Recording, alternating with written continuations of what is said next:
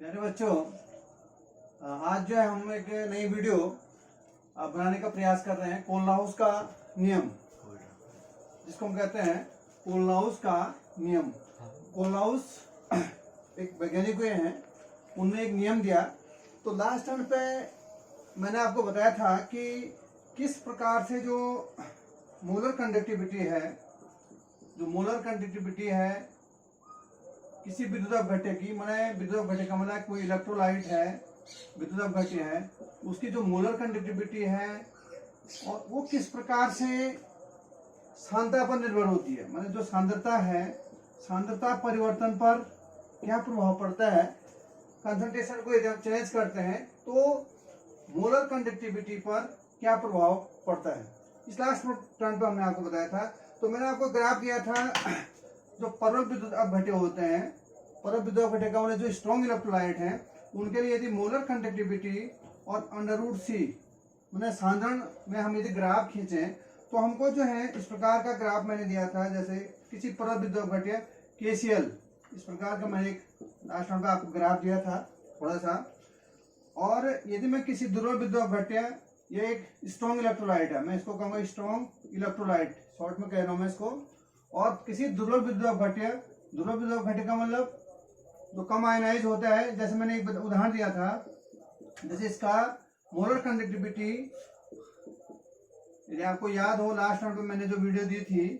उसमें मैंने बताया था मोलर कंडक्टिविटी और सांद्रण के वर्गमूल में जब हम ग्राफ खींचें तो इस प्रकार का मैंने आपको ग्राफ दिया था।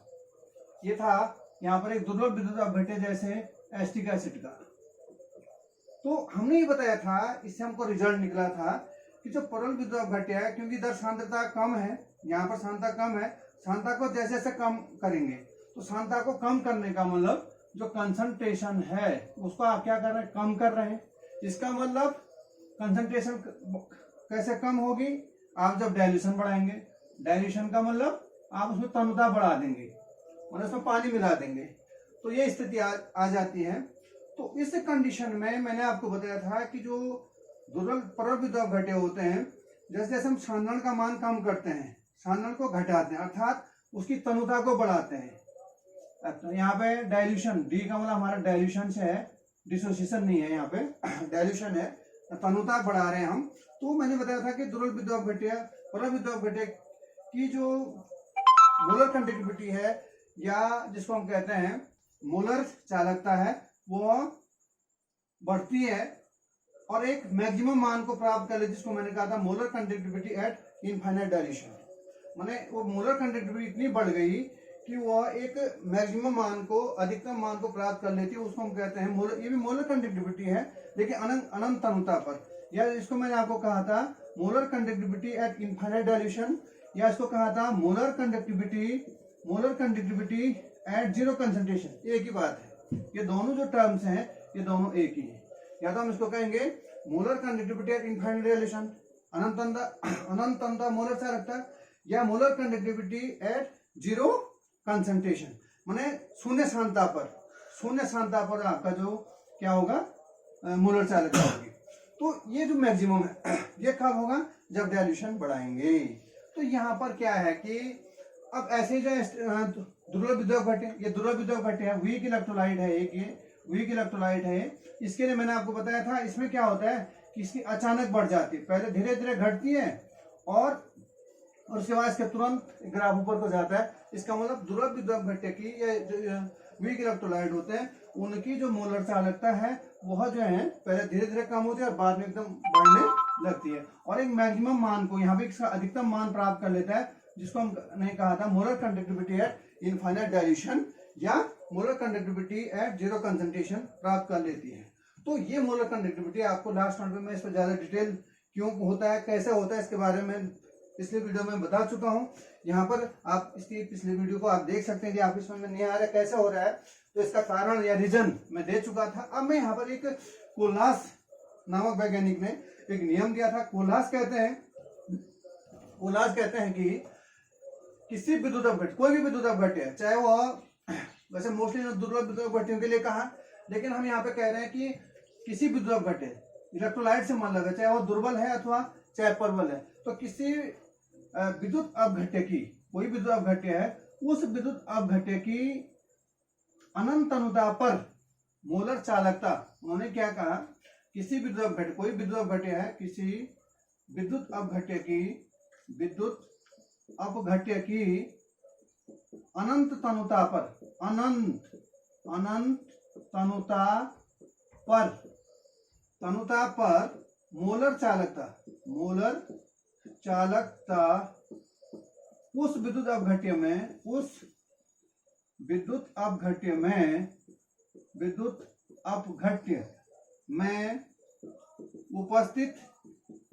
उपस्थित धनायनों एवं ऋणायनों के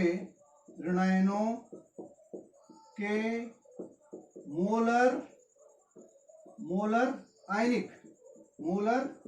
आयनिक चालकताओं के योग के बराबर होती है। योग के बराबर ये नियम दिया उन्होंने कोलहास महोदय ने। तो कोलहास महोदय कह रहे हैं किसी विद्युत अपघट्य, चाहे वो दुर्बल है या प्रबल है, हमें ये बात नहीं कर रहे अभी हम ये कह रहे हैं कोई विद्युत अपघट्य इलेक्ट्रोलाइट है, उस इलेक्ट्रोलाइट की अनंत अनुता पर, अर्थात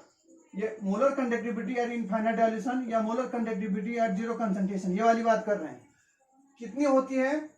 मोलर चालकता जो है उस विद्युत अपघट्य में उपस्थित, जो विद्युत अपघट्य होगा, चाहे वो स्ट्रॉन्ग इलेक्ट्रोलाइट है चाहे वीक इलेक्ट्रोलाइट है, प्रबल है दुर्बल है, उसमें आयन्स होंगे, उन आयनों के धनायन और ऋणायन होंगे, उसमें उन धनायनों और ऋणायनों के उनकी भी चालकता होती है। उस धनायनों और ऋणायनों की जो चालकता है उसका नाम इन्होंने दिया मोलर आयनिक चालकता, जिसको हम कहते हैं, यहाँ पे हम कर सकते हैं MIC, याद रखने के लिए MIC, जिसका मतलब है मोलर आयनिक कंडक्टिविटी, जिसको हम कह सकते हैं, याद रखने के MIC, ये दिमाग में रखने के लिए हो गया कि योग के बराबर होता है, अर्थात धनायन की जो मोलर चालकता है उसको यहाँ पे क्या नाम दिया गया, मोलर आयनिक कंडक्टिविटी, मोलर आयनिक चालकता धनायन की और मोलर आयनिक चालकता ऋणायन की। तो ये इन्होंने नियम दिया, अर्थात इसको गणितीय रूप में इस प्रकार से लिख सकते हैं। सपोज के लिए मैं इसको मिटा देता हूं, सपोज के लिए माना कोई विद्युत अपघट्य है, इन जनरल वो कह रहे हैं, उनके अनुसार नियम कह रहा है, गणितीय रूप में हम कोलहास नियम को कह रहे हैं, मैथमेटिकल वे में मोलर कंडक्टिविटी किसी विद्युत अपघट्य की, ये हो गया molar conductivity at infinite dilution is equal to किसी विद्युत अपघट्य में उपस्थित धनायन, ये हो गया आपका धनायन की, ये धनायन हो गया, और ये हो गया धनायन की मोलर आयनिक चालकता, प्लस जो ऋणायन है उसमें ऋणायन की मोलर चालकता के योग के बराबर। अब यहाँ पर हमको एक ध्यान रखना है कि ये तो ठीक हो गया, लेकिन अब जो धनायन है ऐसा तो है नहीं कि धनायन और ऋणायन जो विद्युत अपघट्य होगा उसमें जो धनायन और ऋणायन की संख्या केवल एक ही होगी। जैसे NaCl का केस है, as in case of NaCl में क्या होगा, ये टूट जाएगा, आपका पानी की उपस्थिति में टूट जाएगा, Na प्लस Cl माइनस, ये हो गया आपका, तो धनायन ये हो गया और ऋणायन हो गया, एक धनायन हो गया एक ऋणायन हो गया, तो यहाँ पे तो ठीक है। लेकिन सपोज के लिए मैं केस लेता हूँ BaCl2 का, तो BaCl2 के केस में क्या होगा, ये टूट जाएगा आपका in presence of H2O, it will break into Ba2 plus and plus 2Cl minus, कहने का मतलब बेरियम का एक आयन हो गया और जो क्लोराइड है क्लोराइड के 2 आयन हो गए, इस कंडीशन में होगा। तो कहने का मतलब यहाँ पर धनायनों और ऋणायनों की संख्या में अंतर आ रहा है। ये तो ठीक है कि किसी विद्युत अपघट्य की, चाहे वो दुर्बल है प्रबल है, उसकी जो अनंत अनुता पर मोलर चालकता क्या होगी, धनायन और ऋणायन के मोलर आयनिक चालकताओं के सम के बराबर होगी या योग के बराबर होगी, ये तो ठीक हो गया। लेकिन इसमें अब यह है कि कोई विद्युत अपघट्य में धनायनों की संख्या 1 है, किसी में ऋणायनों की संख्या 2 है, किसी में 1 है, मतलब अलग अलग है, कुल में धनायन और ऋणायन की संख्या में क्या अंतर है। तो उस कंडीशन में यहाँ पर धनायन को धनायन की संख्या से गुणा कर दें और यहाँ पर ऋणायन को ऋणायन की संख्या से गुणा भी कर देते हैं। तो इस प्रकार से हम इसको, ये नियम हम गणितीय रूप में ऐसा कह सकते हैं, जहां पर कि जो है ये क्या है, molar conductivity at infinite dilution, Anant molar चालकता, और जिसको मैंने लिखा लैम्डा प्लस इनफाइनाइट, ये क्या है, मोलर धनायन की मोलर चालकता, और V प्लस क्या है, उस धनायन की संख्या, कितनी संख्या है उसकी, धनायन की कितनी संख्या है, प्लस प्लस योग होगा, ये हो गया molar conductivity, molar ionic conductivity of negative ion या ऋणायन, जिसको हम कहते हैं ऋणायन की, और गुणांक उसकी संख्या। अब सपोज के लिए अब हम कुछ उदाहरणों के द्वारा मोलर कंडक्टिविटी को निकालने का प्रयास करते हैं। सपोज के लिए मैं केस लेता हूं NaCl का, मुझे NaCl का मोलर कंडक्टिविटी देखना है, तो क्या होगा इस केस में,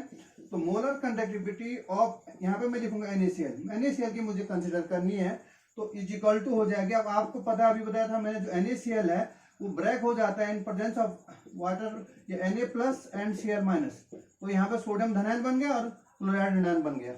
एक एक बन गया। तो इस कंडीशन में क्या हो जाएगा, यहाँ पे धनायन की संख्या भी एक होगी और ऋणायन की संख्या भी एक होगी, तो कहने का मतलब V plus and V minus की संख्या एक एक होगी, तो एक को हम लिखते नहीं है, इसलिए यहाँ पे सीधे सीधे क्या हो गया, तो ये हो गया molar ionic conductivity, ionic conductivity of, अब धनायन की जगह पे यहाँ Na प्लस हो जाएगा मेरा, ये हो गया, and plus molar ionic conductivity of Cl minus. तो यहाँ पे गुणा करने की जरूरत नहीं पड़ी, क्यों, कर भी देते हैं तो एक गुणा गया होगा, तो उससे कोई फर्क पड़ना नहीं है, क्योंकि धनायन, कैटायन और जो एनायन है उसकी संख्या क्या है, बराबर है। Now in case of BaCl2 का हम लेते हैं, सपोज कि अभी मैंने बताया था, अभी जो BaCl2 ब्रेक होता है आपका, ये कैसा हो रहा था, Ba2 plus and plus 2Cl minus, इस प्रकार से ब्रेक होगा। तो इस कंडीशन में क्या हो जाएगा, molar conductivity at infinite dilution, अनंतता पर बेरियम क्लोराइड की, बेरियम क्लोराइड मैं छोटा सा लिख दूंगा, कितनी होगी, इस बेरियम क्लोराइड में उपस्थित जो आयन है, अर्थात धनायन Ba प्लस है और ऋणायन जो है Cl माइनस है, तो उनके मोलर आयनिक चालकताओं के योग के बराबर होगी, MIC के बराबर होगी, तो बराबर हो जाएगा, ये हो जाएगा आपका molar ionic conductivity of Ba2 plus, ये तो इसकी संयोजकता होगी यहाँ पे Ba2 प्लस, लेकिन इसकी संख्या कितनी है Ba की, एक ही है, इसलिए एक से गुणा करने की जरूरत नहीं है, प्लस अब यहाँ पर molar ionic conductivity at infinite dilution of Cl minus, ठीक है, ये तो हो गया, ये Cl माइनस की मोलर आयनिक चालकता, लेकिन उस कंडीशन में क्योंकि क्लोराइड कितने हैं, 2 है, इसलिए 2 से गुणा हो जाएगा, ये हो गया, आ गया समझ में। तो मुझे लगता है कि इसी प्रकार से आपको यदि और कोई मिलता है आप उसके भी निकाल सकते हैं। सपोज के लिए हमको, हमारे पास एक विद्युत घटक बहुत बार एग्जाम में आता है, जैसे ये Al2SO4 का होल थ्राइस, ये हमारे पास है, इसकी मोलर कंडक्टिविटी आपको निकालनी है, molar conductivity at infinite dilution of aluminium sulphate. तो इस कंडीशन में क्या होगा, what will be, is equal to हो जाएगा, अब यहाँ पर ये आपका टूटता है, एल्यूमिनियम जो सल्फेट टूटता है, it will break as, aluminium की जो ये आपका एल्यूमिनियम सल्फेट है, ये Al2SO4 होल थ्राइस ऐसे टूटेगा, इज इक्वल टू, एल्यूमिनियम की संयोजकता होती 3, ये Al3 प्लस, लेकिन कितने 2, इसलिए 2 गुणा गया हो जाएगा, एंड प्लस SO4 कितने की संयोजकता होती -2, लेकिन कितने हैं 3, इस प्रकार से ब्रेक हो गया। तो अब आप आसानी से लिखते हैं, तो यहाँ पे हो जाएगा molar ionic conductivity of Al3 plus, लेकिन कितना हो जाएगा यहाँ पे गुणा 2 से, क्योंकि उसकी संख्या कितनी 2 है, एल्यूमिनियम आयनों की, एल्यूमिनियम आयन कितने यहाँ पे 2 है, तो 2 प्लस हो जाएगा मोलर आयनिक कंडक्टिविटी ऑफ किसकी, SO4 2 माइनस, इसकी हो जाएगी, लेकिन उसकी संख्या कितनी है 3, इसलिए ये हो जाएगा 3। तो शायद समझ में आया होगा, विश्वास है मुझे समझ में आ जाना चाहिए। अब यदि सपोज के लिए आपको, अब मैं यहाँ पे न्यूमेरिकल नहीं करा रहा हूँ, मैं उदाहरण के द्वारा समझा रहा हूँ। सपोज के लिए आपको सोडियम धनायन और क्लोराइड ऋणायन की MICs दे रखी है, कुछ भी वैल्यू दे रखी है, 1.18 या 1.23 ये वैल्यूज दे रखी है, साइमंस वगैरह में दे रखी है। अब आपको कहता है molar conductivity at infinite dilution NaCl की निकालो, तो क्या कर देंगे आप, सीधे ये फॉर्मूला लगानी है, molar conductivity infinite NaCl is equal to molar conductivity of sodium cation plus molar ionic conductivity of chloride anion, और उसको क्या कर देंगे, इसकी वैल्यू ये है प्लस ये, तो इसकी वैल्यू कितनी हो जाएगी, इन दोनों का सम हो जाएगा। और सपोज कि एल्यूमिनियम के केस में है, ये वाला एल्यूमिनियम सल्फेट के केस में, तो उस कंडीशन में आपको क्या करना पड़ेगा, ये 3+ की MIC दे रखी होगी, मोलर आयनिक कंडक्टिविटी दे रखी होगी, उसकी वैल्यू दी है। सल्फेट की MIC दे रखी है, मोलर आयनिक कंडक्टिविटी दे रखी है, तो इस केस में उसको 2 से गुणा कर देंगे, और इस केस में उसको SO4 की उसको 3 से गुणा कर देंगे, दोनों को फिर गुणा करके सम कर देंगे, वो क्या हो जाएगी, मोलर आयनिक कंडक्टिविटी और एल्यूमिनियम सल्फेट हो जाएगी, कब, एट इनफाइनाइट डाइल्यूशन हो जाएगी। तो इस प्रकार से आप सवालों को भी कर सकते हैं। तो ये था हमारे पास कोलहास का नियम। तो हम कह सकते हैं कि जो कोलहास है, थोड़ा सा इसके जो अनुप्रयोग